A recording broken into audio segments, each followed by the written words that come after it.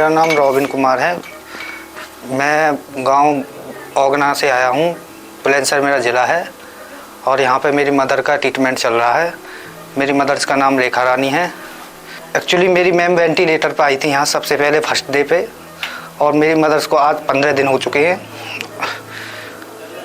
और 9 दिन ये वेंटिलेटर पे रही थी। 9 दिन के बाद में इन्हें वेंटी से उतारा गया और आज मेरी मदर भगवान से मिलकर वापसी आई हैं और डॉक्टरों ने बहुत ही अच्छी तरीक़ा से ट्रीटमेंट किया है।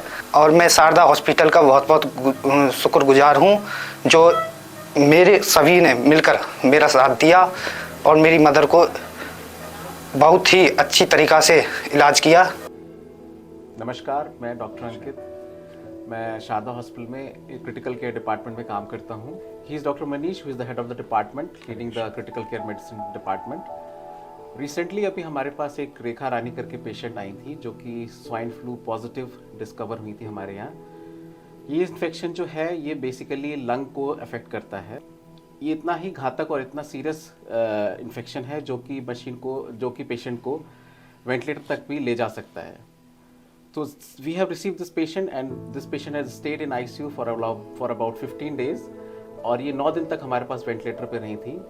तो हमारे पास वेंटिलेटर पे रहने के बाद पूरी टीम के एफर्ट्स के साथ, डॉक्टर मनीष की हेल्प के साथ ये पेशेंट हमारे पास सर्वाइव होके गई हैं 15 दिन मशीन पे रहने के बाद भी।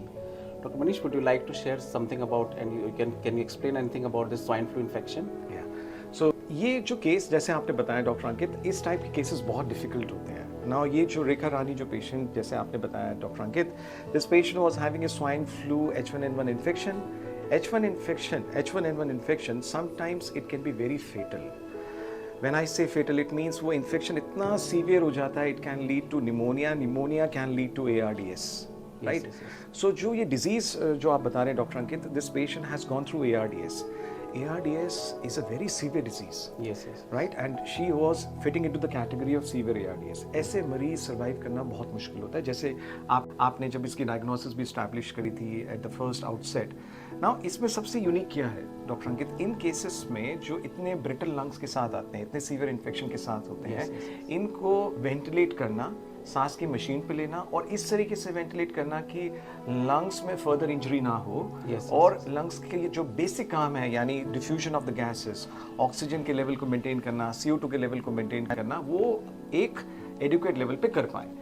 इस चीज़ को फैसिलिटेट करने के लिए आपने क्या किया? हम सब ने मिलकर ऐसे पेशेंट्स को लंग रेस्ट देने के लिए हमने प्रोन वेंटिलेशन का प्लान किया। प्रोन वेंटिलेशन क्या है, जो मैं इस माध्यम से समझाना चाहता हूँ। Prone ventilation is a technique जिसमें you make the patient to lie upside down. So the patient, instead of lying on the back, the patient has to rest on tummy and the chest. So सीधा लेटने के बजाय हम patient को उल्टा लिटा देते हैं। इससे जो डिजीज पार्ट है जो लंग का, वो रेस्ट में चला जाता है और जो नॉर्मल हेल्दी लंग्स है वो वर्क करते हैं। नॉर्मली प्रोन वेंटिलेशन आज के टाइम पर एक वेरी स्टैंडर्ड अपॉर्चुनिटी है और एक प्रैक्टिस है to treat the patient with. If you have any other patient who has H1N1 infection, who has lung condition which is deteriorating, where the lungs are not able to maintain oxygen and CO2 balance, और जिनकी pneumonia बिगड़ रहा है, we will encourage you to be with us, come to us, take the help of Dr. Ankit, myself, Dr. Rammurthy, and the whole critical care team is there standing with you for your patient to make your patient survive. Thank you, Hare Krishna. Thank you.